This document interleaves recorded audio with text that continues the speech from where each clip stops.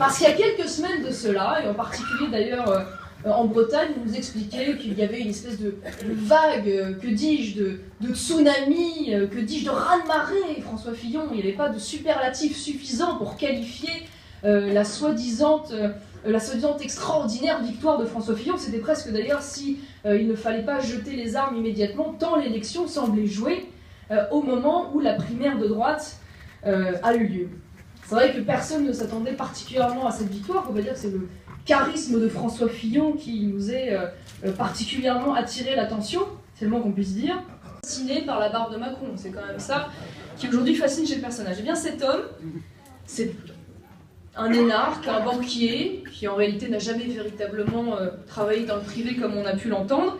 C'est un homme, je pense que vous ne l'avez pas oublié, qui a été ministre de l'économie pendant 2 ans. Macron, qui est censé incarner le renouveau de la politique française. C'est Juppé avec 30 ans de moins et une barbe de 3 jours. Et là, Emmanuel Macron,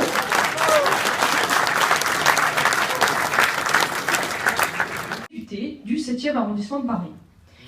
Et il a donc décidé...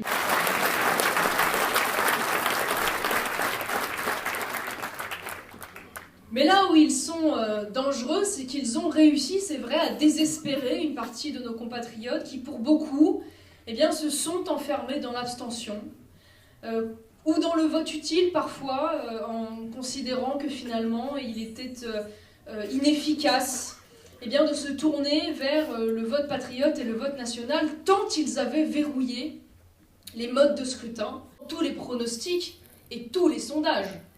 Même François Hollande n'avait préparé qu'un seul communiqué de presse pour la victoire d'Hillary Clinton. Pour vous dire à quel point ils se sentent encore très à l'aise. Eh bien, non seulement tout cela nous prouve que l'on peut gagner seul contre tous, du moment que l'on a le peuple.